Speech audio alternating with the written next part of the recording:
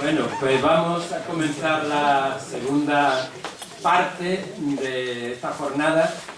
Cerrará como tercera, la final, Manuel, el sobrino de Esperanza, que trae ahí su guitarra y sus poemas y nos dará un pequeño recital de música y poesía. Como antes decíamos, la tertulia fue muy larga, pero por fortuna tenemos testigos y partícipes desde los primeros momentos. Esta botella de whisky la ha traído Manuel Iglesias, el sobrino de Esperanza, porque dice que es la auténtica con la que se estimulaban aquellos debates. Los sabáticos no bebíamos whisky, bebíamos ya. Eso ha sido la última hora ya.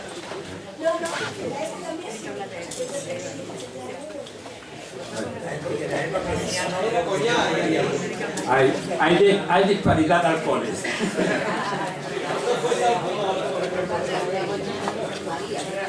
Bueno, entonces, si os parece,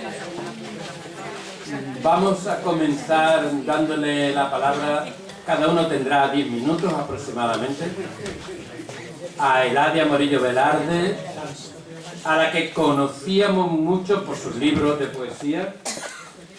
Hay mucha referencia en la pequeña historia de los escritores extremeños a su persona, a la de su compañero también, su marido, Hugo Emilio Pedemonte, que también hemos leído en revistas, como la que citaba antes Isabel, ensayos, críticas, un hombre, me parece, de una formación muy sólida también. Así que le agradecemos muchísimo que se haya desplazado desde Sevilla para estar aquí y formar parte de esta mesa, y le paso la palabra con muchísimo gusto.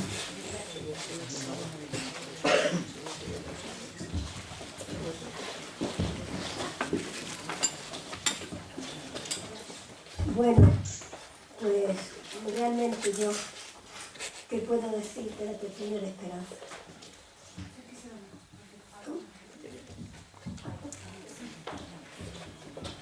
Recuerdo que un día, un sábado, el año 1950 y poco, no recuerdo si era el 2 o el 3, una muchacha de 17 años cruzaba San Juan, entraba en Calatrava y con el corazón pegándole saltos de emoción subía la escalera de la casa de don Enrique Segura, donde vivía su hija Esperanza y donde se celebraba la tertulia de los sábados.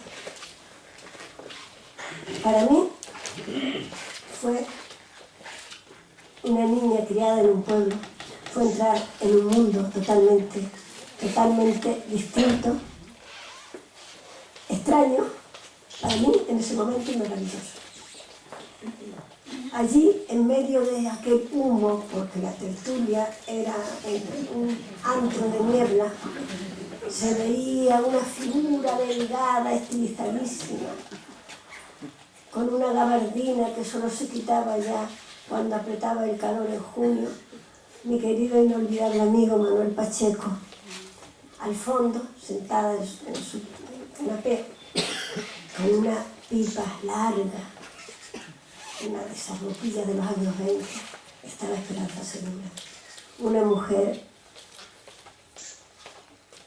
interesante, bondadosa, con una inteligencia fuera de lo normal, un sentido de la ironía y de la piedad humana al mismo tiempo increíble. Yo entonces era demasiado joven para valorarlo, pero para mí fue una especie de madre literaria, porque yo en la tertulia de Esperanza aprendí, como dice aquel tango de mi otro país, no aprendí dados timbas, pero sí aprendí la poesía, de no pensar, de pensar más en todos, de compartir la poesía como un mundo distinto. Para mí todos aquellos poetas, Pacheco, Lencero, todos eran como hermanos para mí. Yo descubrí unos hermanos que no había tenido antes. Y bueno, allí en aquella tertulia se respiraba. Allí llegaban, pues, cartas de poetas de Hispanoamérica, revistas de Hispanoamérica, libros dedicados desde poetas de la poesía social más intensa. Era una tertulia, digamos, universal. De hecho, a través de esa tertulia fue que yo, después de atravesar el Atlántico, porque me casé con uno de esos poetas corresponsales de la tertulia, que no pertenecía a ella en persona, pero sí por carta, porque era un amigo de Pacheco y yo dije, y me vino un amigo perdón. Y bueno, yo lo que puedo decir es que los años que estuve allí fueron de los más felices de mi vida. Lo recuerdo además con una enorme nostalgia, como recuerdo el Badajoz ese de los años 50, como recuerdo a mi abuelo espiritual, Manuel Monterrey, tan bueno, que si había alguna lectura en la económica, venía, si era tarde, venía a buscarme y me hacía de Rodrigo el pobre, me llevaba y me traía, en fin. Bueno, esto es una serie de emociones inenarrables e inolvidables. Y bueno, toda esta gente, mi amigo Pedraja, mi amigo Juan Poblador, pues aquellos cuentos revolucionarios que nos leía, todo aquello pues pertenece a mi presente emocional. Ese nunca lo olvidaré ni pasará a ser un recuerdo porque es una vivencia. Y por otra parte me gustaría, como homenaje a Esperanza, de la que habría mucho más que hablar, porque nunca Badajoz, creo yo, que valoró en su justa dimensión la labor cultural de esta mujer que hablaba poco, que escuchaba mucho, que leía mucho, que estimulaba mucho la lectura y la literatura. Bueno, nunca se ha hablado lo suficiente y lo suficientemente bien. Entonces quiero leer este poema que me acaban de dar, que es un poema para un cuadro de un retrato de Esperanza Segura que hizo Eva Callejo, de mi querido e inolvidable amigo Manuel Pacheco, que también está aquí con nosotros, seguro. Tu mano, con un gesto de vuelo, sosteniendo la pipa y el cigarro, en la rosa del humo pones pétalos blancos y una historia de río navegada por lunas de verano. La pintura ha robado tu aureola de mujer en milagro y has dejado en tus ojos el rocío, que la aurora destroja en los sembrados, y tu mano dormida como un pájaro, con un gesto de vuelo, sosteniendo la pipa y el cigarro. Badajoz, 18 de diciembre de 1954, Manuel Pacheco.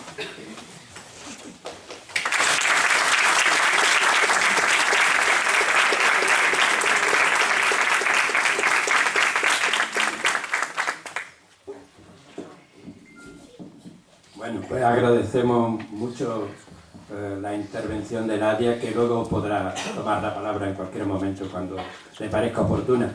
Y pasamos a una segunda acompañante que viene en nombre de su padre. Todos los que hemos escuchado o leído algo sobre la tertulia tenemos referencia de aquel fiscal, el famoso fiscal Pruneda, extraordinariamente inteligente, que era capaz de entender tanto de música, de matemática, de lingüística y de muchas cosas por lo que se nos ha dicho. Y está aquí su hija, Pilar, que va a hablarnos de lo que ella quiera, evocando a su padre. Así que le cedemos la palabra a Pilar.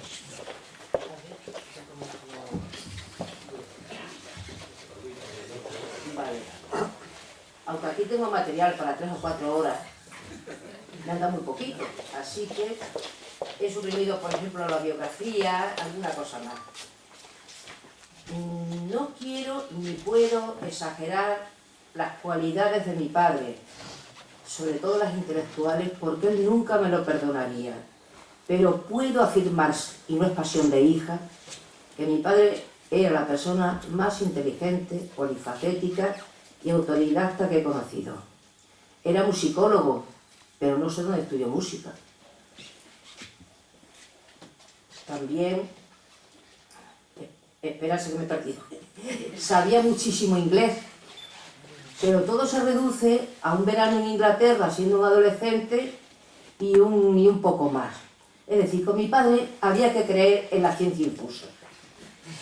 Una de sus habilidades era el ajedrez, y lo que más le gustaba era la partida ciega, la que se juega de espaldas al tablero. Perdona, lo que más le gustaba era, tomando café, comerse las patatas fritas de Eso es otra cosa. O sea, ahora voy a decir yo soy mi padre, ¿no? Mira tú también qué rico, ¿eh? ¿No ves? Por ti ya me he perdido. Bueno, pues la... Ya lo he hecho en otras ocasiones con un amigo mío abogado. Ya. Pues vale, te lo agradezco mucho, hijo. No, pues estaba hablando del ajedrez, que lo que más le gustaba era la partida ciega, de espaldas al tablero, pero sobre todo que él fuera el único que no veía el tablero. O sea, el otro sí podía verlo. Bien, me han sugerido que hable de los anagramas. Anagramas son las palabras que se escriben con las mismas letras. Por ejemplo, un gato es anagrama de toga y de gota. Ahora bien, la palabra Agustino tiene 8 letras y es anagrama de, esperad, a ver, gusanito, santiguó, angustió y antiguo. Yo me fío de la palabra de mi padre, porque yo esto para comprobarlo tendría que haberlo escrito. De todos modos, es un pasatiempo mental que aconsejo porque es muy entretenido, por si puede hacer más sencillito. Bien, llegamos a la faceta literaria. Con su obra, Un hombre llamado Bell quedó finalista en el premio López de Vega de teatro. Una rareza suya le dijo a mi madre: los chicos que no lo sepan. Pues bien, esta chica lo supo con más de 40 años. Y porque a mi hermana un día se le ocurrió decírmelo. Es de esperar, digo yo, que se lo dijera a su primo, el premio Nobel Vicente Aleixandre, al que le había gustado mucho la obra. Esta obra se quiso representar en Madrid a través de su amigo Enrique Llobet, escritor y crítico, pero el grupo al que se la dieron, el TEI, Teatro Experimental Independiente, dijo que era una obra muy dura y muy cerrada. Bien, digo yo, vamos, dura y cerrada porque el actor no puede meter morcillas en una palabra. Pilar Miró dirigió el perro de la hortelana de Lope de Vega en verso, además con el inconveniente de la rima, o sea, más difícil sería improvisar, pero en fin, aquello fue así y a él pues no, bueno, le supuso una frustración. A los cuentos hace alusión Manolo Pacheco en esa necrológica maravillosa que le escribió. Pero en los cuentos mi padre no los escribía, los tenía en la mente y con la mente se los llevó. Yo intenté grabar en una cinta uno que era Solidaridad Bastonaria. Era un grupo de señores que se dedicaban a repartir bastonazos a diestro y siniestro. No quiso, a él le gustaba tener público. Únicamente hay 2 transcritos. Uno es la comedieta muda de las bolas y el otro es el ejemplo para diablos menores. Es una historia amable en que Dios manda al arcángel San Miguel a entrevistarse con el diablo porque cree que no está cumpliendo bien sus funciones. Y digo amable porque en el infierno, tanto el arcángel como el demonio sostienen una conversación muy relajada. Pero, y ya estoy terminando, por encima de todo, las cualidades humanas de mi padre. En la feria, que a él le gustaba mucho llevarnos, ayudaba a los niños pobres que no podían subirse a los caballitos y claro, los echaban a patadas y pagó muchos viajes de aquello. Entre la etnia gitana era conocido como el juez Cano de la Dencia. Y no se lo decían con un especial cariño ni mucho menos, aunque yo eso le hacía muchísimas gracias. Pues bien, en un juicio, el acusado llegó con las esposas a la espalda. Eso tiene que ser un martirio. Si lo sumamos a la postura tan incómoda, la tensión de los nervios, pues bien, él fue el único, ni el presidente de la sala, que aceptó la sugerencia de mala gana, ni al abogado de la defensa se les ocurrió ese detalle. Eso sí, a la hora del informe de la acusación, iría contra el acusado con todas las de la ley, nunca mejor dicho. Termino. No, si estoy llegando al final. Acerca de su profesión hablaba poco o nada. Yo en una ocasión le pregunté sobre el agravante de premeditación en un caso de homicidio que ya se daban la nocturnidad y la alevosía. Me dijo que para él no la había, que para que hubiera agravante de premeditación, la persona que va a matar tiene que dormir con esa idea al menos una noche. Su idea digamos, del derecho dentro de la familia era sui generis en el sentido de que no hablaba nunca. Solo era, pues, bueno, en un tono positivo. Cuando yo cumplí 16 años me dijo: hija mía, ya tienes edad penal. Muy bien traído, claro. Y cuando nació mi hijo mayor me preguntó: ¿tiene 24 horas? Digo, sí. Ya tiene personalidad civil. Bien, con esto termino. Acerca de lo que ha dicho Isabel, mi padre fue presidente del Instituto de Cultura Hispánica. Y fue cuando vino Cela, y aparte de lo que ya ha dicho, el ministro Sánchez Bella, de la visita de Sánchez Bella quedan fotos. Pero de la de Cela, que yo sepa, no se conservan. Mucho más importante para el Instituto de Cultura Hispánica fue la creación de Juventudes Musicales. Gracias a ella, y ha sido una labor muy poco reconocida, se escuchaba música clásica en Badajoz, aunque fuera un concierto de piano, porque los posibles no daban para más. Y eso lo dirigió, la presidió, a medias con su amigo del alma, que muchos recordaréis, Arturo Martínez Carrillo. ¿Verdad? Sí, bueno, que contamos la historia. Bueno, pues la contamos, venga. Arturo, que era monárquico, lo acusaron de tener en su casa el manifiesto de don Juan de Borbón. Se habían recibido varias llamadas anónimas en su casa, en la madrugada, por parte de un, voy a decir, periodista y caricaturista, y el que quiera que lo coja. Le registraron su casa, lo llevaron a comisaría, destrozaron la casa en presencia de su hijo, y su mujer rápidamente, Carmen, llamó a casa, mi padre fue a comisaría y tuvo, cosas de la época, que recordar al comisario que no debía tutear al detenido.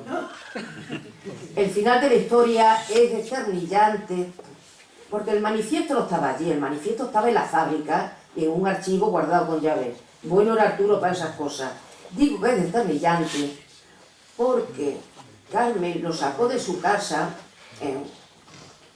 dentro del sótano.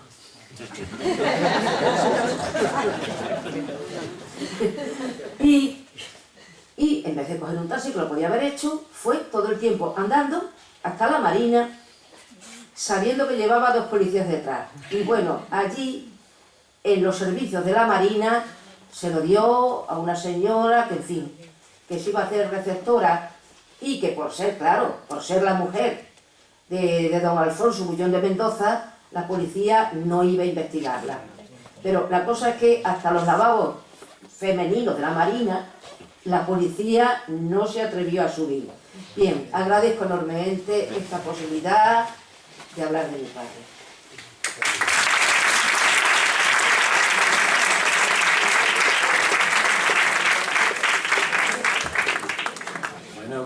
Muchísimas gracias, Pilar. Esa necrológica sobre su padre, suscrita, publicada en el Hoy por Manuel Pacheco, la hemos reproducido aquí también en este libro que al final os entregaremos, así que la podréis leer, es realmente muy hermosa. Y ahora le voy a dar la palabra a Juan José Poblador, al primero que yo le oí hablar de los sabáticos, no al que de primero le leí, porque fue don Antonio Rodríguez Moñino, precisamente el que le escribió una carta, entre otras muchas, a Manuel Pacheco, de la que Pacheco me entregó a mí copia, y allí Rodríguez Moñino le decía, dale saludo a los sabáticos. Es una carta fechada en los años 50. Yo a Juan José Poblador lo quiero y lo respeto muchísimo. Paso muchas horas con él en su conil, al lado de su mujer, que está aquí acompañándonos también, y que también vino alguna vez a la tertulia, a Loli. Y le agradezco muchísimo que se hayan desplazado esta tarde para estar con nosotros. Juan también nos ha entregado el texto sobre el que fundamentará su exposición ahora, que con lo libérrimo de espíritu que es, pues hará lo que le dé la gana, como corresponde, ¿no? Pero también está aquí recogido. Así que, bueno, tiene la palabra mi querido amigo Juan. Oiga, ¿ustedes me escuchan? ¿O mejor así? Mejor así. Mejor así. ¿Sí? ¿Tú sabes? Thank you very much. Bueno, vamos a ver. Estoy hasta los cojones del sombrero.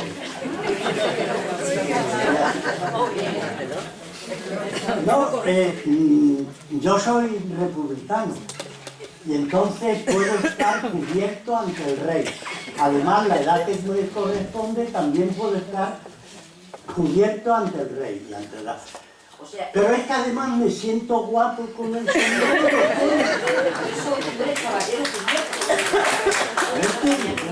Pero ahora me lo quito.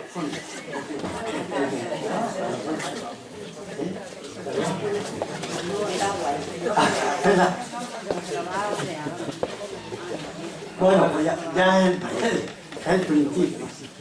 Y ahora tengo aquí el rollo. Amigos, vamos a ver.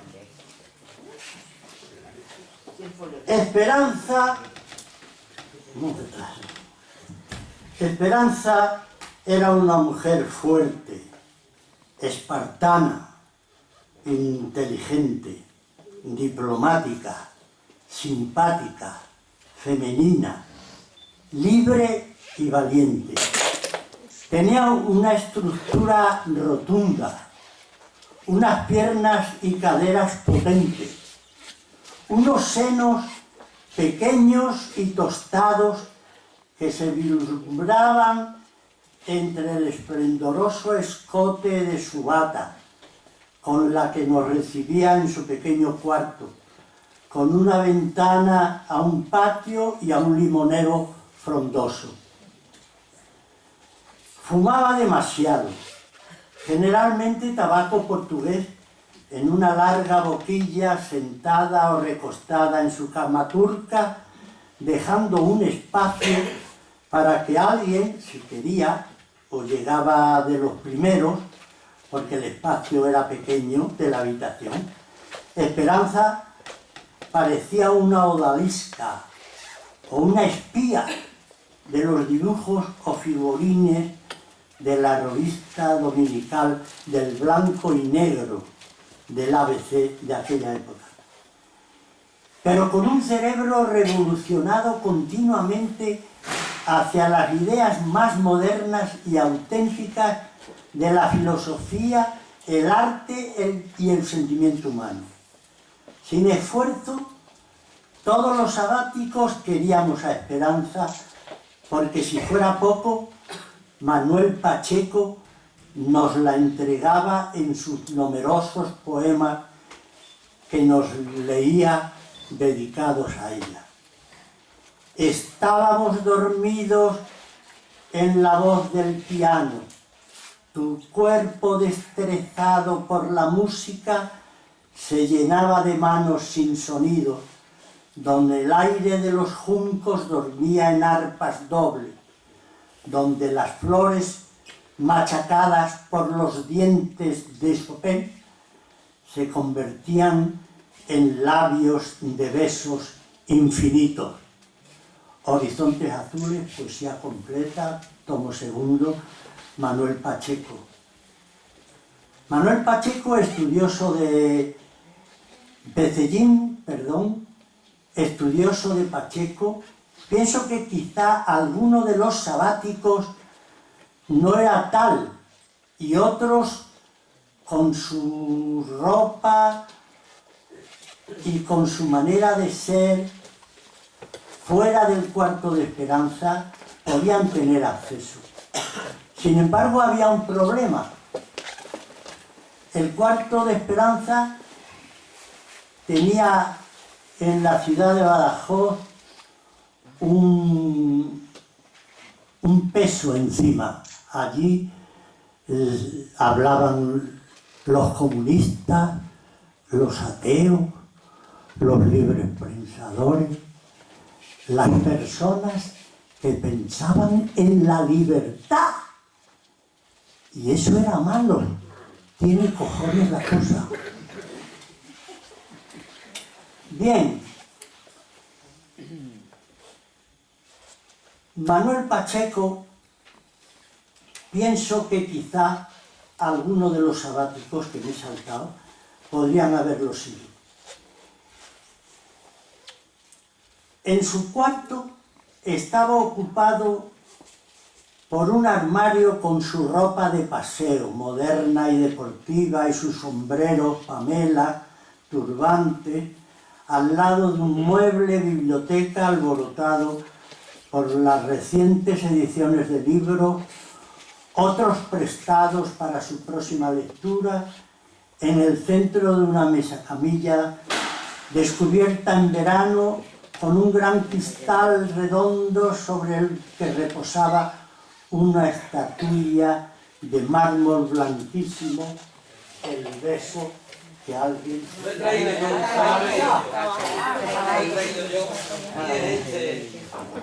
Esa es la estatuilla, ha volado. Bien, ceniceros y vasos para el coñac frente a la ventana, la puerta de entrada y la pared llena de cuadros y un gran sillón con orejeras para don Federico García de Pruneda, fiscal jefe de la audiencia de Badajoz, que jamás cedía su asiento ni a las pocas mujeres, jóvenes amigas o novias de los contertulios, que no acudían correctamente porque, si no eran poetas, escritoras o artistas, la visita no era del agrado de Esperanza. Claro que su educación y cierto interés por conocer a las compañeras de los sabáticos, su simpatía y diplomacia encantaba a las visitadoras y al final muchas se hicieron amigas de Esperanza, la visitaron en otras ocasiones y se citaban para tomar café en la Marina, para asistir al concierto, exposiciones, etc. Eva Callejo y Eladia Murillo Velarde Santo eran sabáticas de hecho y de derecho. Escribo sobre los sabáticos, en este caso recordando a Esperanza Segura y su sábado adelantado al movimiento beat contracultural, enfrentados a los cánones, contra la educación represiva, contra el autoritarismo de la tradición, contra lo que Franco el dictador llamaba reserva espiritual de Occidente. Los sabáticos rechazaron el capitalismo, se opusieron políticamente a la dictadura, filocomunistas y a la vez críticos del partido y su totalitarismo. Se defendió el amor libre y la liberación de la mujer, los negros y los homosexuales. El sábado de Esperanza nace a caballo a finales de los 40 y a principios de los 50. Mi primo el pintor, vaquero poblador y yo.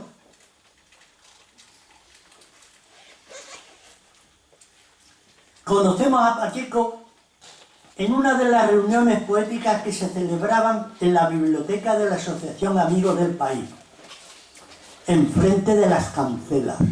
Esto hay que decirlo.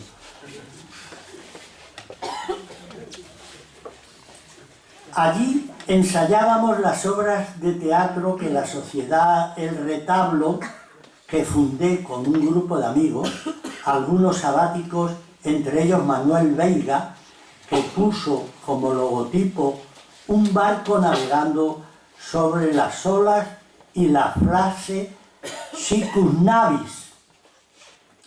Allí descubrimos, husmeando en las estanterías, entre los libros antiguos, una asombrosa plaga de termites, que al ponerla en conocimiento de la autoridad competente, entre comillas, salvamos la actual biblioteca de la Asociación Amigos del País.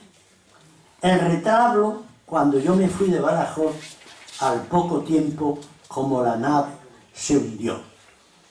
Nos hicimos amigos de Pacheco y nos llevó al cuarto de Esperanza, que de oídas nos conocía. En la época de los primeros sabáticos, yo era el más joven, había nacido en el año 1930.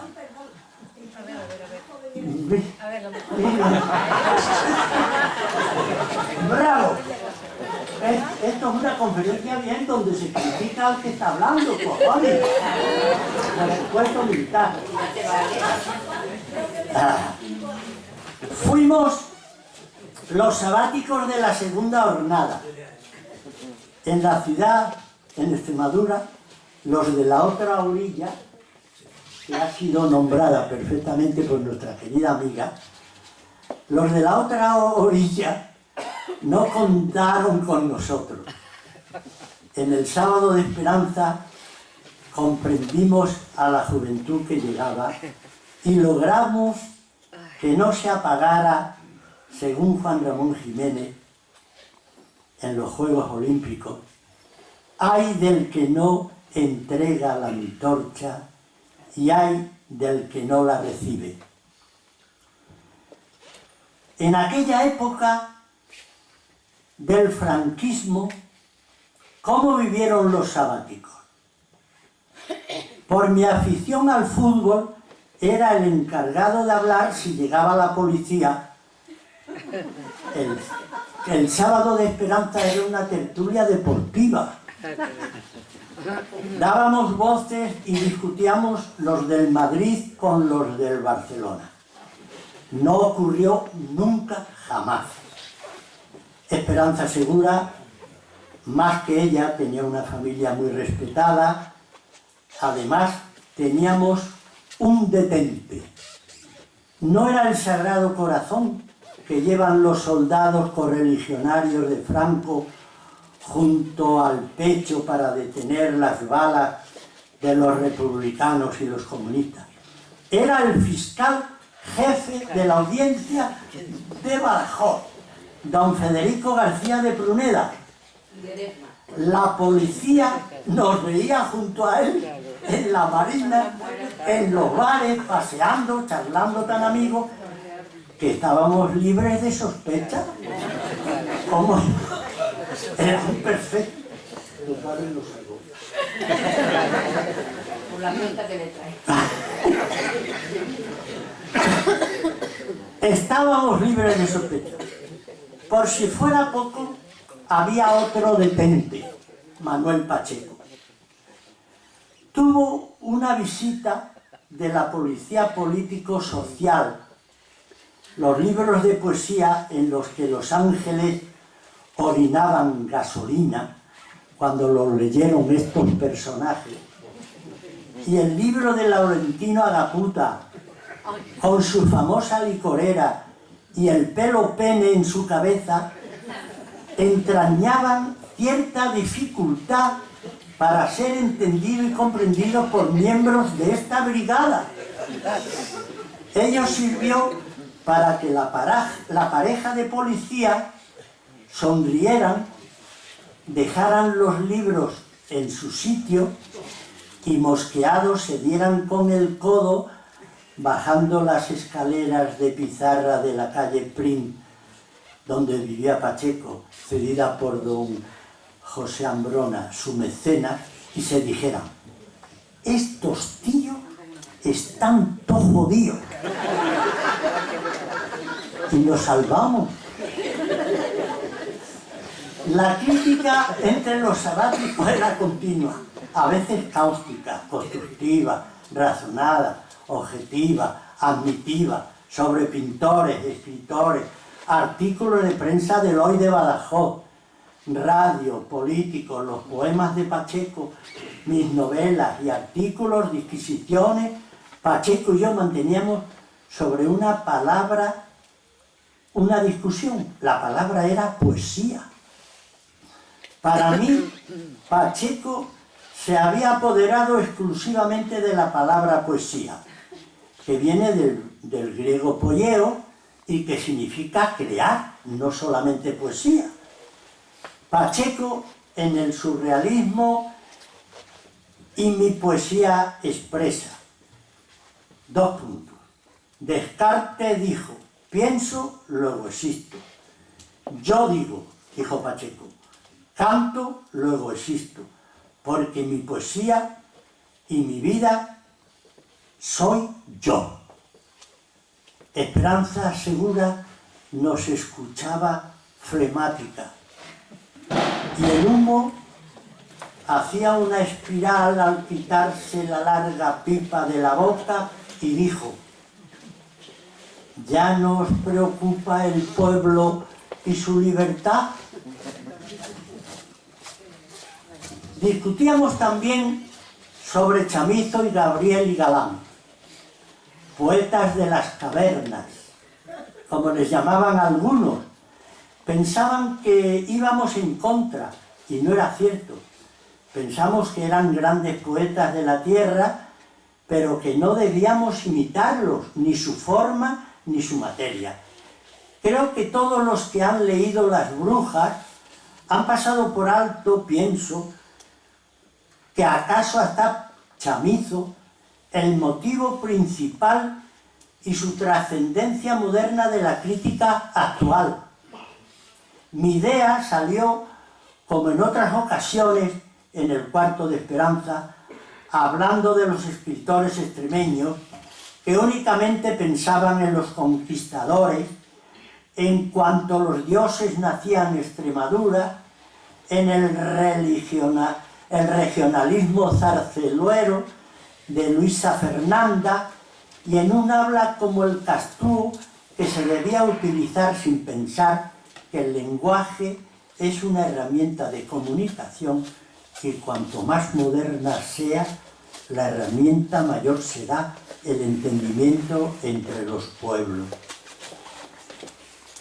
Si me permiten una breve sinopsis de La Bruja, la repetiré si conocen la obra, que todo parece que gira alrededor de la honra, de las malas artes, del crimen, de la superstición, y todo porque Genoveva, la madre de Frasco, no quiere que su hijo se case con Andrea, embarazada de su antiguo novio, que murió en la guerra de África.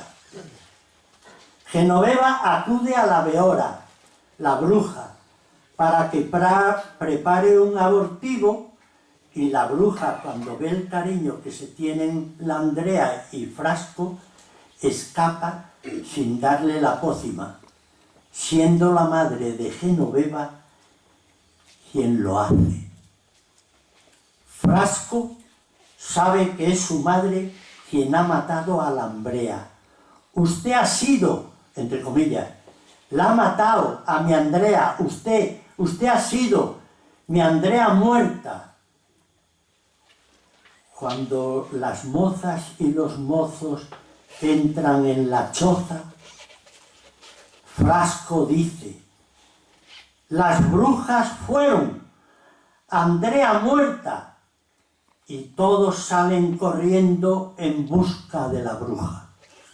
Esta es la tragedia de los extremeños.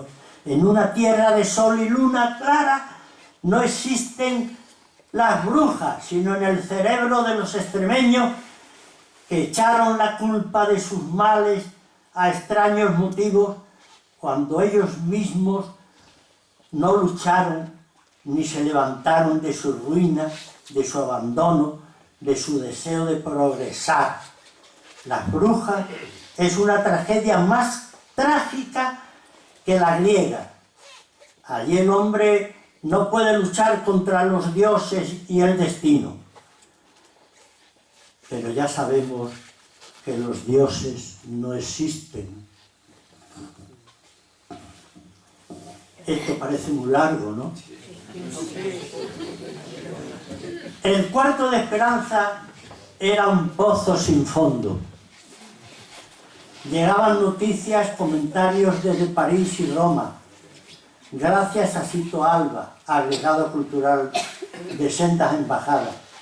En París fundó el colegio español que lleva su nombre. Desde Madrid, cuando Esperanza visitaba a su sobrina Cristina Almeida, traía referencias culturales de primera mano. Yo recibía de la capital documentación teatral de uno de los hijos de don Antonio Zoido, obras que yo estrenaba en Badajoz con el retablo, Pirandello, 6 personajes, Lauro Olmo, la camisa, Miura, 3 sombreros de copa. Desde Estocolmo, mi primo, el pintor, vaquero poblador, contaba vivencias y costumbres y nos hablaba de las famosas suecas de aquella época. Desde Alucema, el poeta Mario Ángel Madrodán llegó a Badajoz para hacer las milicias universitarias, amigo de Esperanza. Llegó Kifi al sábado, quizá para empatar, fumamos y no resultó, seguimos bebiendo coñac. Todos comentábamos las últimas novelas, obras de teatro, exposiciones, nuevos pintores y sus estilos, películas, conferencias, noticias, políticas, religiosas, deportivas. Raquel Manzano González escribía en su libro La poesía de Manuel Pacheco, editada por la Diputación Provincial de Badajoz, un comentario del sábado de Esperanza. El sábado constituía, entre comillas, una apertura hacia el exterior de la ciudad, ya que no solo asistían a la tertulia los que allí radicaban, sino también los que de paso por esta tierra, aunque viniesen de otras latitudes, no dejaban de ir por allí si su estancia en Badajoz caía en sábado.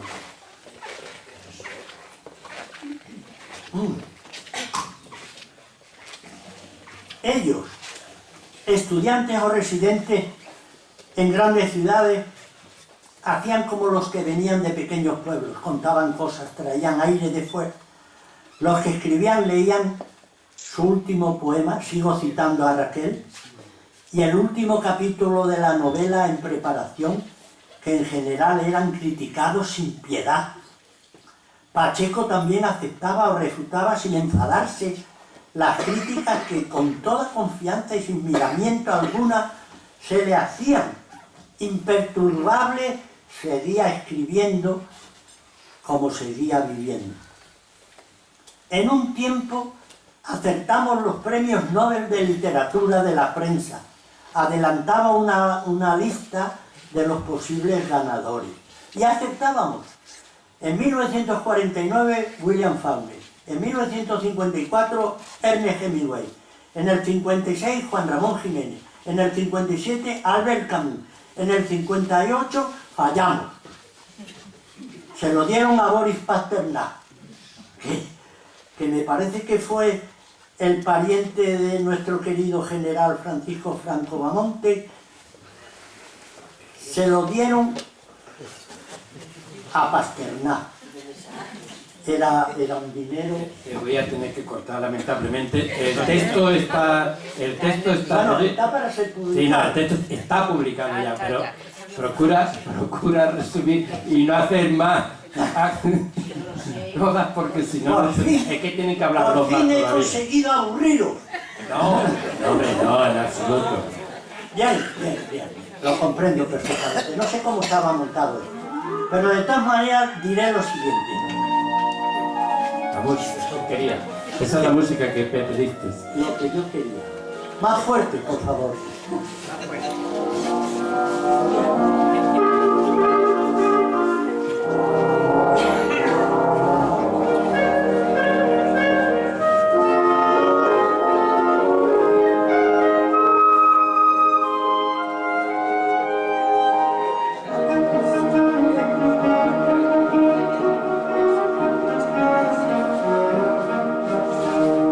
Tú escribías con tu voz y sentada en tu sillón, cama, escuchabas el silencio de humo de los cigarrillos y repartías a tus críticas positivas tu nombre de esperanza.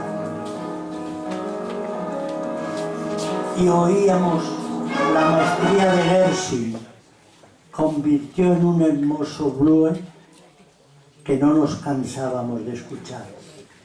Mientras nos penetraba la rapsodia en blue, tu cuerpo se convertía en un balandro y navegábamos fuera de este planeta llamado Tierra. Las olas y las horas se deslizaban como ciervos perseguidos por un arquero de nieve, y los cigarros deshojaban su agonía, y la niebla del humo iniciaba poemas entre las plumas de Escocia. Esperanza, tu muerte tiene historias de libros musicales con las portadas llenas de nardos encendidos de violeta, esa flor tan amada por ti, y la poesía es hilo que te acerca a mi voz en la rueca invisible de tu largo silencio. Perdón.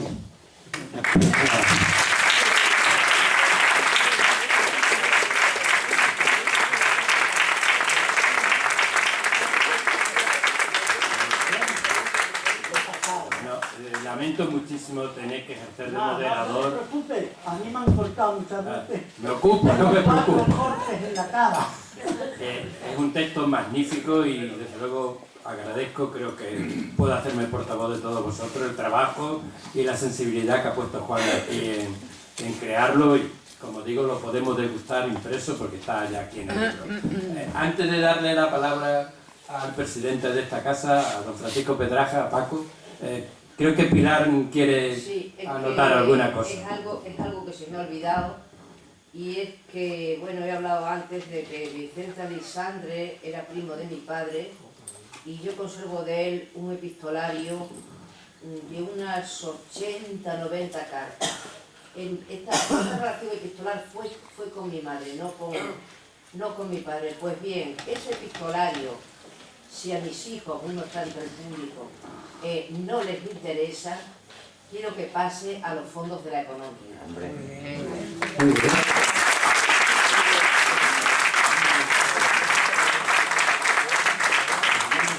Bueno, sería absurdo que yo presentase en su casa al próximo coloquiante, al próximo contertulio, así que Paco Pedraja, al que todos admiramos y todos queremos, nos va a contar sus experiencias aquí en la tertulia. Tiene la palabra. Son las 8 menos 5. Yo recuerdo la tertulia de Esperanza Figura durante los años que asistí. 1951 a 1958 aproximadamente. Puedo ser, y soy testigo fidedigno, porque creo que soy decente en mis opiniones de lo que ocurría, lo que pasaba. ¿Y quiénes fueron? Cuidado, porque no se han citado a todos los que fueron a esa primera época. Esperanza y prácticamente todos los contertulios de esa primera época éramos miembros de la Real Sociedad Económica del país. Es decir, la sociedad económica nutrió. Y muchas veces cuando se terminaba la reunión de los sábados, pues se iba a la económica a rematar la faena, porque había algún acto importante o una tertulia. Voy a ir citando los que estuvimos en esa primera época. Esperanza Segura, persona impresionante, lectora, consejera de libros, persona que hablaba lo mínimo conveniente, necesario, como debe ser. Con palabras certeras sabía calificar las cosas, con palabras certeras podía pararte en cualquier momento si tú desbarrabas, cosa que podía ocurrir por la edad que teníamos. Bueno, también a mi edad se puede desbarrar. Yo recuerdo los primeros que entraron allí. Carlos Villarreal Valero, persona extraordinaria. Ese sí que tiene cartas de Vicente Aleixandre. Llegó a cartearse con Vicente Aleixandre diariamente, desde Granada, donde se marchó y fue profesor de francés en la universidad. Allí fundó un colegio, tuvo una amistad íntima con Antonio Carvajal, el poeta granadino que ha tenido en el 2013 el Premio Nacional de Poesía. Fue compañero mío, y algunos más que voy a citar, del bachillerato. Persona extraordinariamente, si se decía que en un verano pudo aprender inglés, Pruneda, es que aprendió alemán en 3 clases. Era un fuera de serie. Juan Antonio Gansinos fue uno de los grandes escritores anónimos. Casi todo lo que se escribió sobre el cineclub lo escribió él sin firmarlo. Tiene la cosa bemoles, ¿eh? Más bemoles tiene claro Pruneda por la música, desde luego. Manuel Pacheco, ¿qué vamos a decir de Manuel Pacheco? Luego leeré alguna cosa. Recuerdo ahora y voy a recitaros 3 versos o 4 versos de un poema precioso que tiene dedicado a su hijo. Cuando nace el hijo, y le dedica un poema. Y dice, sí, varios, pero hay uno que dice: toda la tarde se me llena de la dulzura de mirarte. Tú vives cerca de ese mundo donde quisiera deshojarme. Tú vives cerca de la hormiga, la golondrina y el paisaje. Qué bonito. Qué bonito.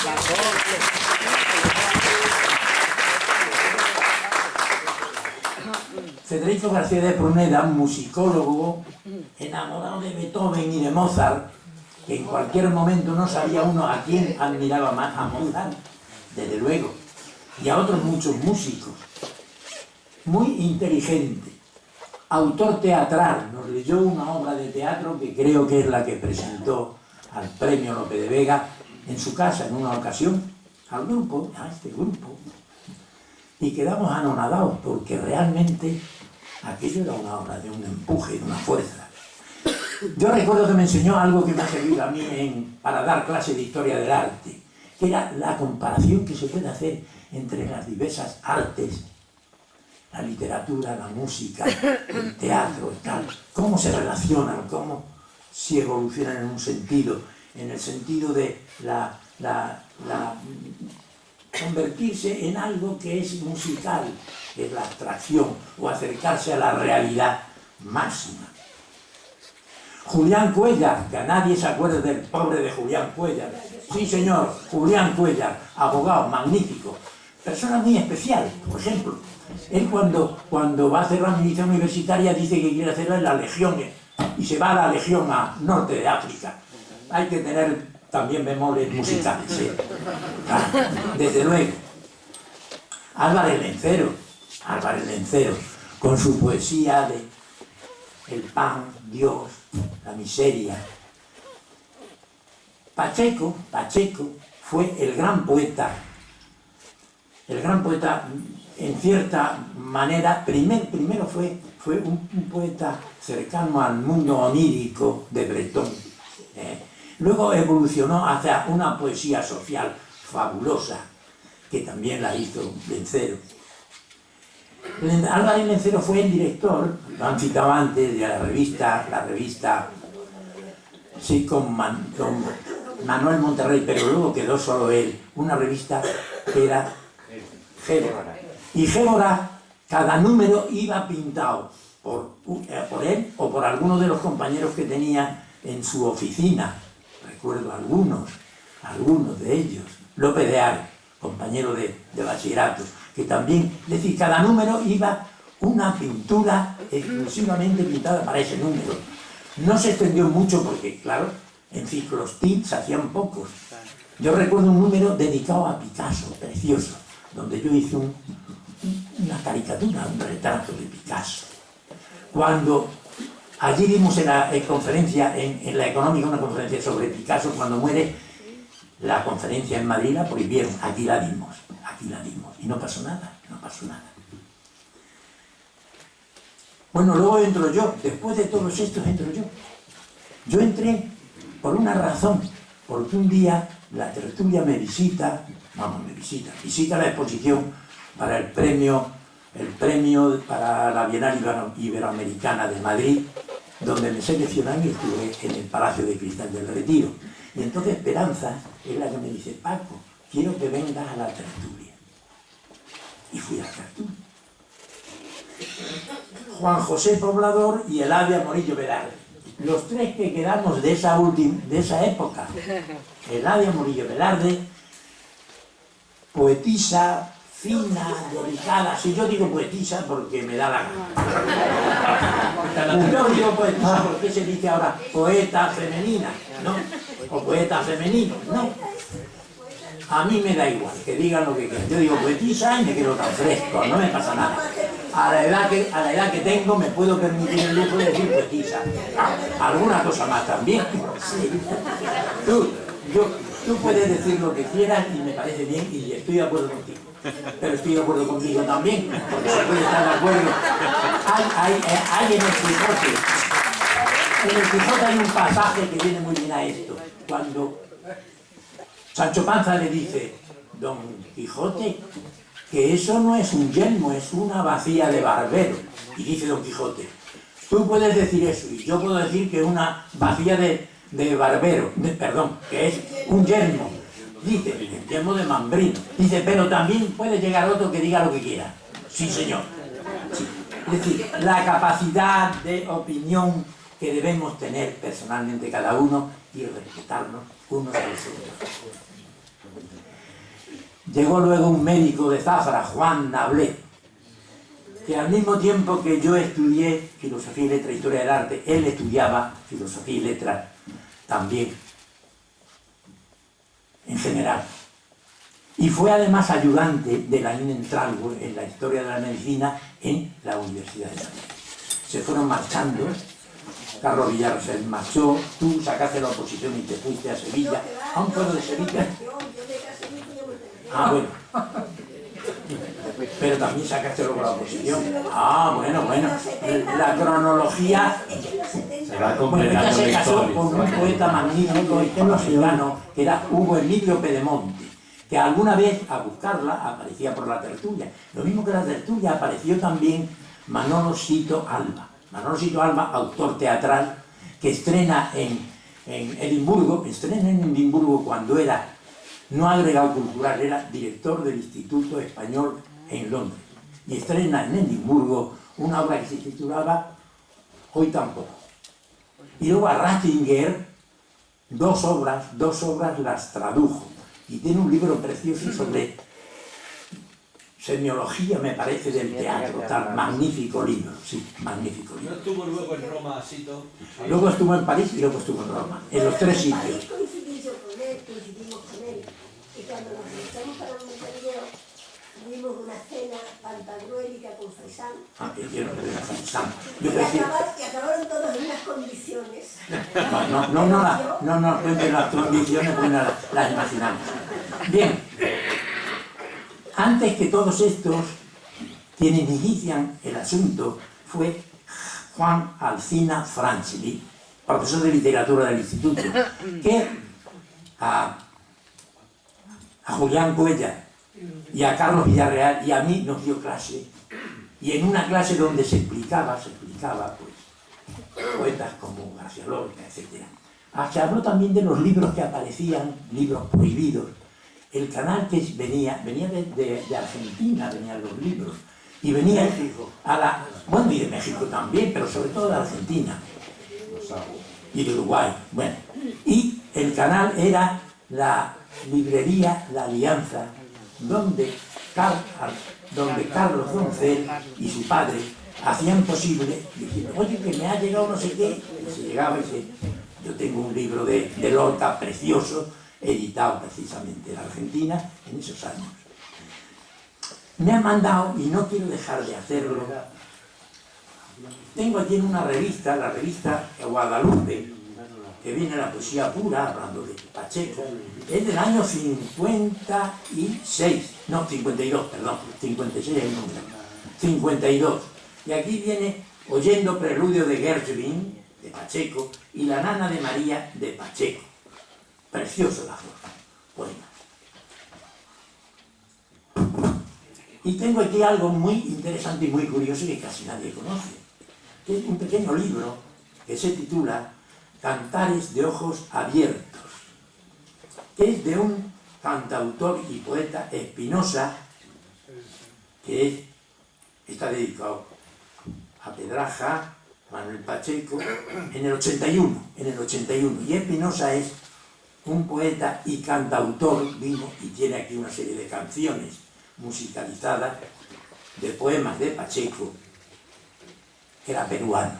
Y es una parte muy bonita cuando dice Pacheco, dice, en mi casa de poesía, tu guitarra era la puerta y tu garganta la nube para llover mis poemas.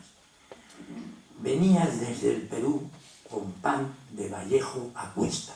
Vallejo, el gran poeta peruano, social y tal, que influyó tanto sobre la gente. Hay un verso que es bastante... Me dicen que cierre. Ahora, como no he hablado de mí, pero voy a decir una cosa. El primer cuadro que entra frente a un cuadro de Covarsí, que era un molino holandés, en azules y con un rojo en el cielo tremendo, fue un cuadro mío, que es un pasaje desértico con unos árboles casi podridos por el tiempo, que su sobrino, que nos va a encantar cantando, tiene, y estuvo en su habitación. Yo hice en una ocasión un poema que decía, pues, la sorpresa del cuadro de Covarsí ante los pinturas de Pedraja. Pues sí, ¿verdad? Y termino, porque tengo que hablar un segundo de lo siguiente. Nada más ni nada menos que desde Barcelona Juan Manuel Escudero me manda todo esto. No lo voy a leer, no tenéis peligro de que os lo lea, pero sí voy a citar algunas de las cosas que dice, de los nombres que cita y de otros que no cita, porque él estuvo en una reunión muy posterior a la nuestra. Por ejemplo, cita a dos mujeres, una de ellas está aquí, que es Raquel Manzano. Qué gloria que esté aquí Raquel Manzano, tan guapa y tan estupenda como siempre. Magnífica, enhorabuena. Profesora de español en París. También Melania Piris. Hace 3 o 4 años me la encontré por la calle y le digo, Melania, dice, hombre, Pedraza, pero me reconoce. Digo, si está igual que hace 40 años. Sí, me parecía muy. Pedro Callejo lo cita, Antonio Testal, y cita a Juan José Poblador, claro, José Antonio Sánchez Boraita, Carlos Espada, etcétera, etcétera. Y luego nos cuenta todo esto que hay aquí, es contarnos su aventura política, que él fundó no sé qué, que estuvo con los comunistas, que estuvo en tal. Bueno, la tertulia, había una cosa común que era el sentido de la libertad y de la democracia, pero tampoco era, en esa época primera, y de la belleza, claro, en arte, en literatura, en música y tal. Muy bien, muchas gracias por haberme ayudado. Pero de política, la única cosa, no se hablaba tanto como él dice que se hablaba. Y luego hay cosas que él no cita de personas, una de ellas aquí, que es González Torga, un gran periodista, gran amigo, que estuvo en la Económica, hizo muchísimas cosas, y me alegra mucho de que aparezca porque nos rejuvenecemos sin querer o queriendo. Y no nombra a otro gran periodista argilés, que también estuvo en la tertulia en aquella otra época. Yo ya no iba a la tertulia, pero por medio de la Económica, Cansinos, etcétera, me enteraba. Creo que ha sido de justicia recordar en este centenario de 2014, centenario de Esperanza Segura, su figura. Ella hizo posible que Badajoz moviese más el corazón y la mente, que tuviese un sentido mayor de libertad en unos momentos que era difícil. Tuvimos la suerte de tener al fiscal jefe a nuestro lado, y en la tertulia no podía aparecer ningún policía, como se ha sugerido. Allí no entró nunca un policía. Perdóname, yo creo que esto ya se ha dicho. En cambio, Como no repitáis mucho, porque tiene que hablar más gente. En la económica teníamos un policía en primera fila a ver qué se decía, pero estaba el fiscal jefe que impedía que aquello terminase. Espero que os haya gustado y el recuerdo que tenía.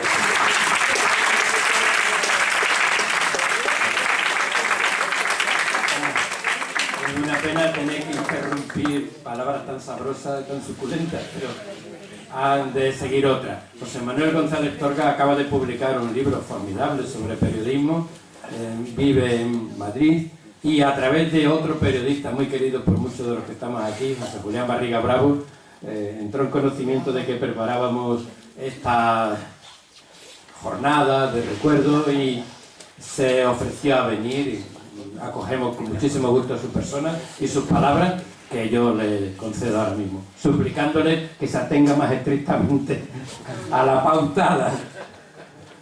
Muchas gracias por la invitación de las dos entidades, Amigos del País y Bibliófilos Extremeños, que organizan esta jornada. Yo me siento aquí un poco sobrealzado, ¿no? Se hablaba de una mesa redonda, un poco en la línea de las tertulias, y aquí estamos con un estrado y una situación presidencial que crea un poco de tensión, ¿no? Para exponer con naturalidad, pero trataré de hacerlo. Cuando sabía que venía a este acto, otro de los que participó en esta segunda etapa, que es la mía, que es del 60 al 65, José Manuel Rastroyo Rojas, me dio unas líneas que ya trataré de simplemente señalar, que también cita a Raquel Manzano y que cita a Pedro el de la Marina, porque en alguna ocasión la tertulia luego se acercaba por allí. No sé si Pedro está presente o no, pero ahí aparecen citados los dos. Bien. Mi etapa es esa segunda. Yo accedo a la tertulia, que era abierta, no como algunos creen que era hermética y que era de difícil acceso.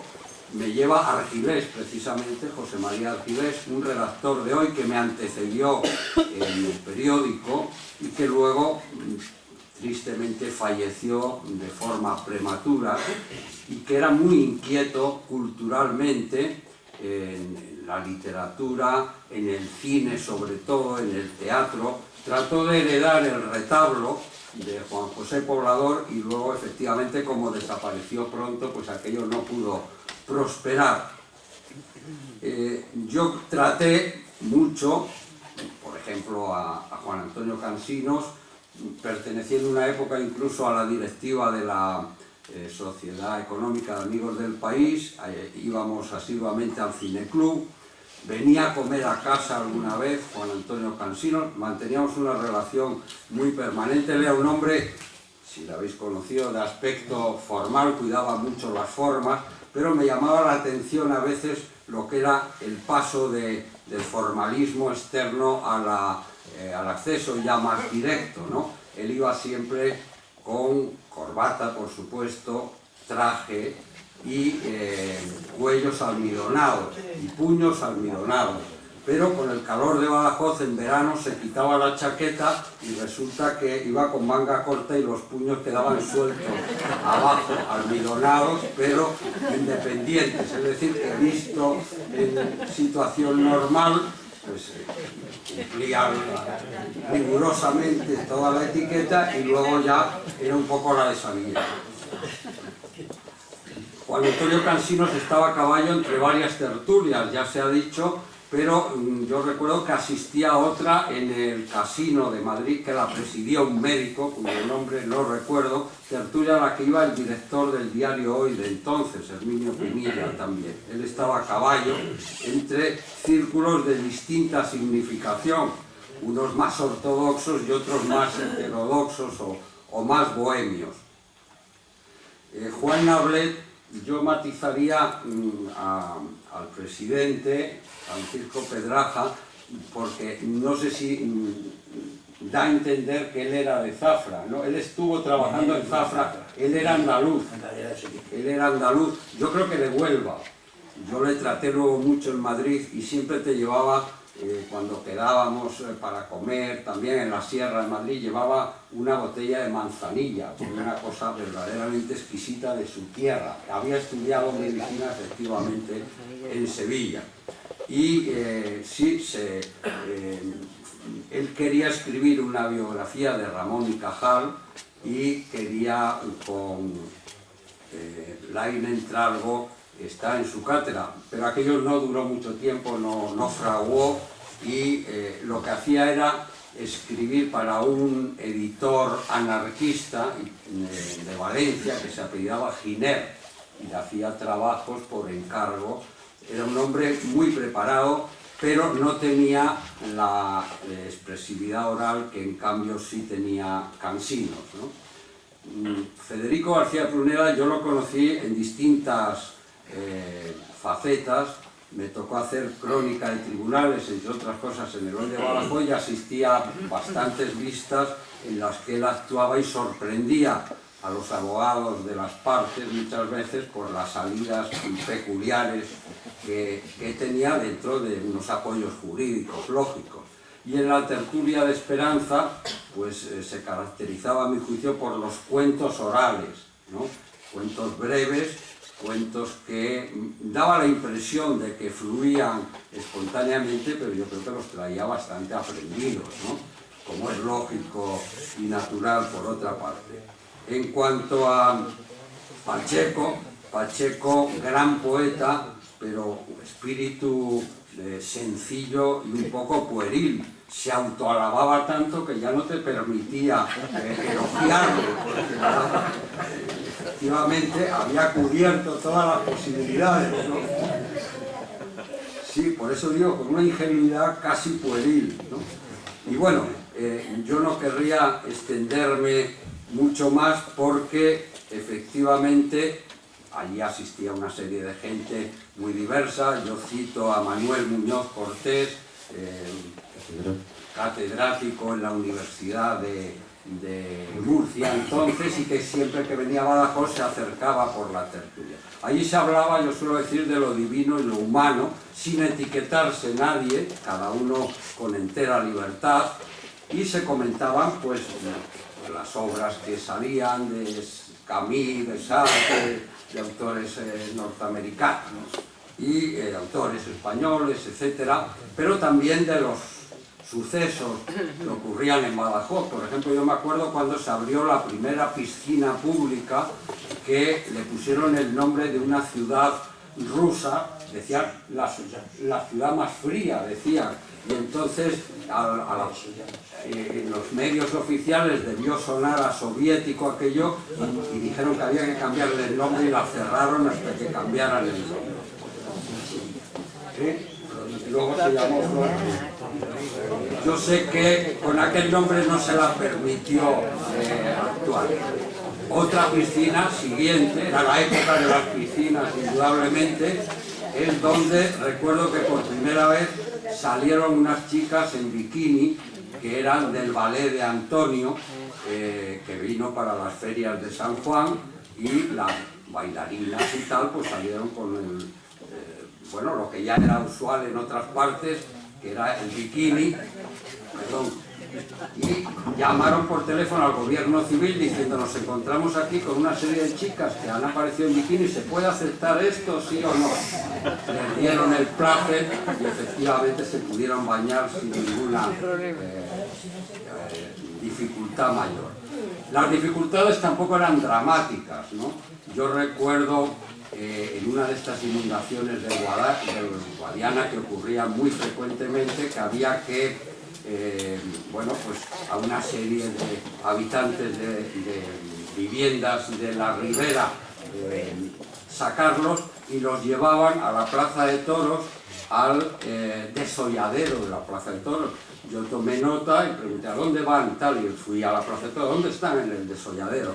Al día siguiente el gobernador civil me llamó y dijo: este señor que no se vaya hasta que yo lo permita y tal. Estuve allí retenido en el gobierno civil, llamó al director del periódico, nos reunimos los tres, tal. Bueno, poco aquello era, pero efectivamente sonaba muy mal, ¿no? Que a los damnificados del agua los llevaran al desolladero de la Plaza de Toros. Se zanjó la cuestión sin mayores temas y siguió la vida, pero todos esos asuntos iban normalmente también a ser comentados más o menos de pasada, pero debe ser posterior a esa época. No, no tan posterior, ¿vale, Antonio? Yo digo, allí en la piscina llamó la atención y llamaron al gobierno civil, y el gobierno civil dijo que no sé quién, no sé con quién hablarían allí, que bueno, que siendo además artistas, que no pasaba nada. Bueno, podría extenderme mucho más con cosas escatológicas. Se recordaba, por ejemplo, cuando vino el premio Nobel,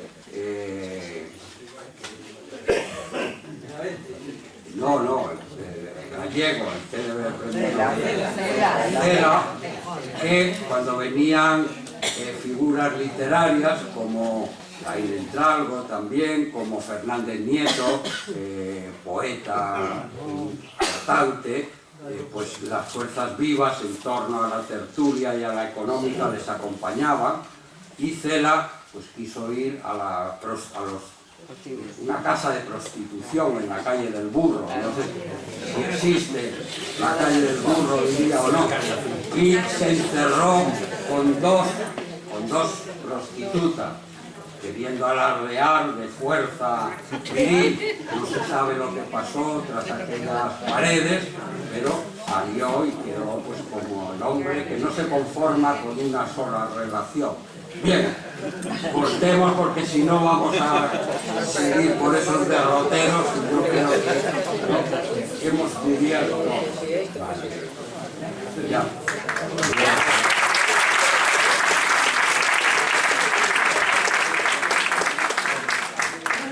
Seguramente que seguiríamos mucho más tiempo, pero llevamos 2 horas y 25 minutos y aún queda la intervención musical, que va a ser breve, promete a los que se animen mucho de Manolo. Solo, perdonadme, un par de cosas. Están aquí como representantes de la Consejería de Cultura, nos ha llegado comunicación oficial de ellos, pero no ha querido subir aquí a la mesa Joaquín González Manzanares, el director de la BIEX, de la Biblioteca de Extremadura. Ahí sentado representando a la Consejería. Y representando al Ayuntamiento de Badajoz está la concejala de Cultura, que tampoco ha querido subir aquí, Paloma Morcillo. Y bueno, pues le agradecemos mucho la presencia. Y termino.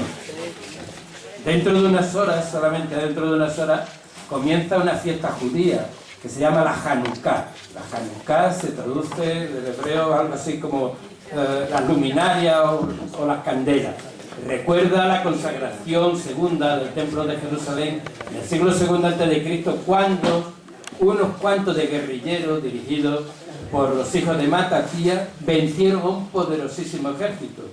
La Hanukkah simboliza para los judíos, y lo quiero expresar aquí, el triunfo de los débiles sobre los fuertes, de la luz sobre las tinieblas, de la debilidad contra todo lo que se le echa encima, contra la opresión. Yo creo que de alguna manera la económica ha sido eso siempre, desde que se fundó hace ya casi 2 siglos. Creo que se va a conmemorar esa fecha sonoramente, y también veo ya así la esperanza de Segura. Consiguieron aquellos hombres y aquellas mujeres llevar adelante la luz en medio de una época de tinieblas.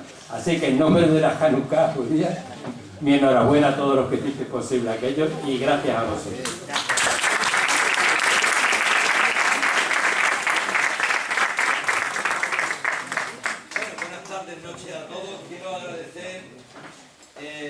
inmensamente y de todo corazón el haber tenido a bien celebrar esta exposición y este homenaje a mi tía, que como cuento un poco, también he escrito un pequeño artículo. Si mi madre aquí presente, su hermana, me dio la vida, quien me inculcó un amor al arte y a disfrutar con él fue evidentemente mi tía Esperanza. Han hablado de los contertulios, muchos de ellos grandes figuras de la intelectualidad, pero yo solamente quería destacar una cosa de mi tía Esperanza.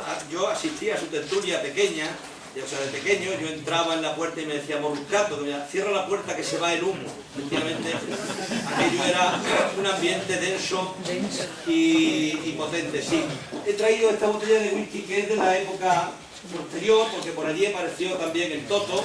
Yo recuerdo ver a mi abuelo Enrique saludando a Toto con melena allá.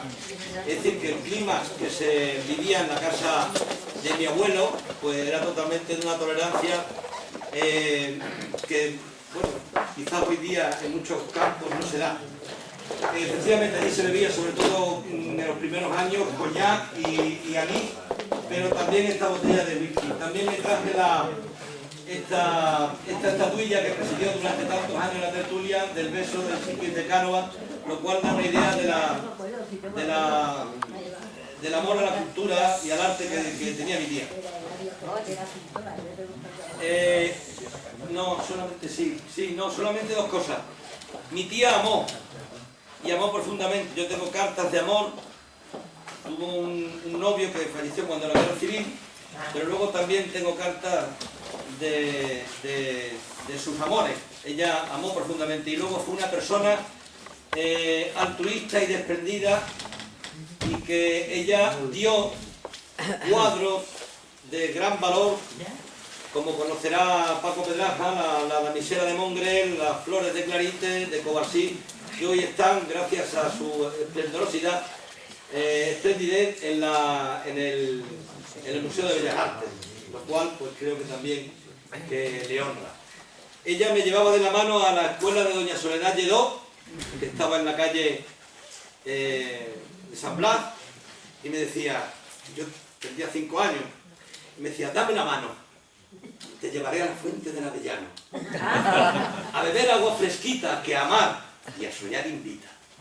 Pon tu mano entre mi mano y creeré, por lo chiquita, que cogí la margarita más diminuta del llano.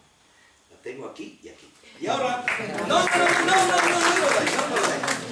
simplemente voy a hacer dos cosas. Tenía algunas canciones, pero yo tengo el culo ya, perdón, bueno, que se podían haber tenido más cuestiones escatológicas. El culo, como ¿verdad?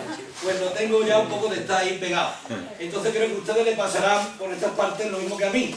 De manera que voy a ser muy breve. Pero no me puedo sustraer a leer este poema de Pacheco, cómo no, que se titula Carta a mi amiga Esperanza, y es de Los caballos del alba de 1954.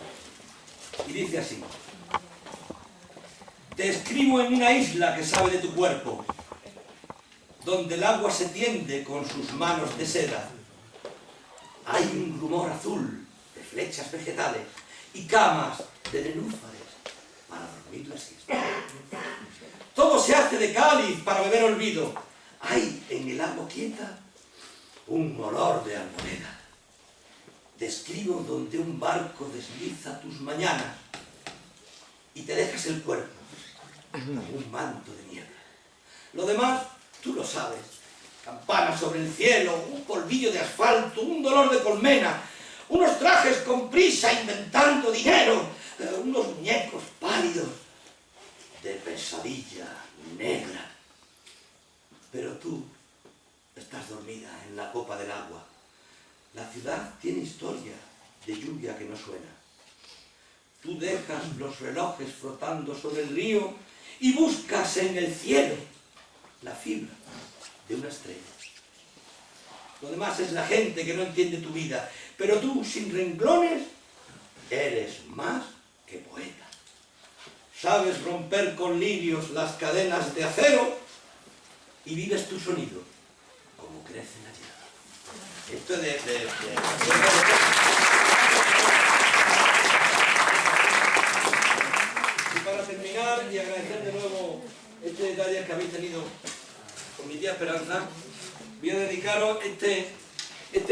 poema que escribió Pacheco a este cuadro que preside hoy día el cuarto suyo. Su cuarto está como estaba.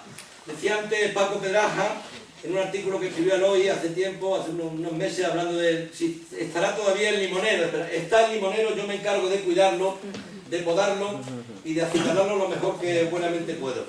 El cuadro suyo lo tengo yo en mi casa, porque es como un recuerdo de aquellas tertulias, pero lo demás, quitando los cuadros que ella dio, está todo igual. La camilla, los anaqueles, los libros de Sartre, de Proust, de Camus, todo está, el picú, el viejo picú, su lamparilla, su mesa de trabajo, porque Esperanza era delineante, está todo igual.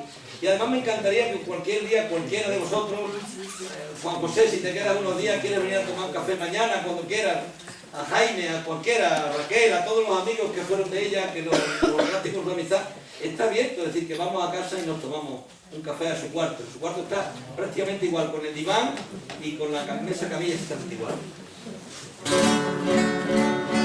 Y este, que le tengo que poner las gafas, porque si no, no lo voy a ver. No te preocupes, Manuel. Es el poema que ha leído Eladia, pero que yo lo musiqué, una de las cosas que he musicado para hoy, ¿verdad?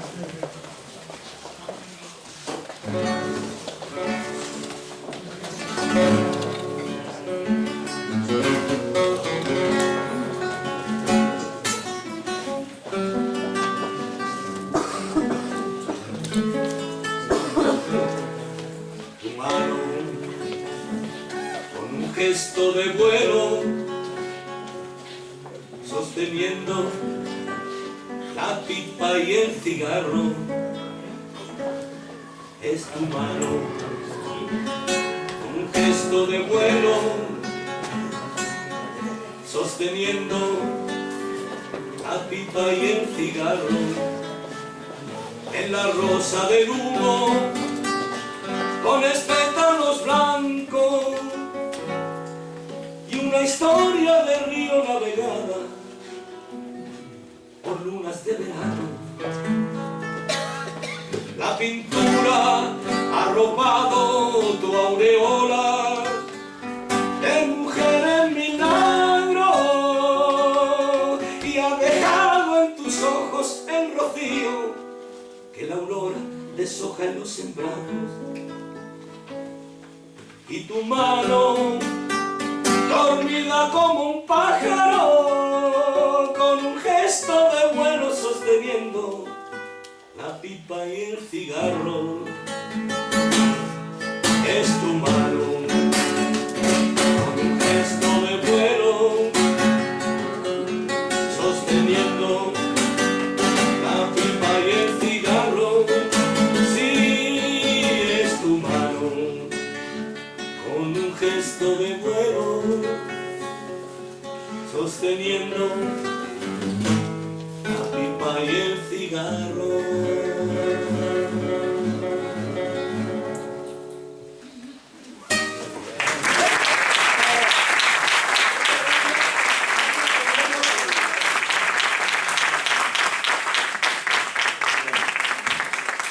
Muchísimas gracias a todos y ahora podéis recoger el ejemplar que deseéis del libro que hemos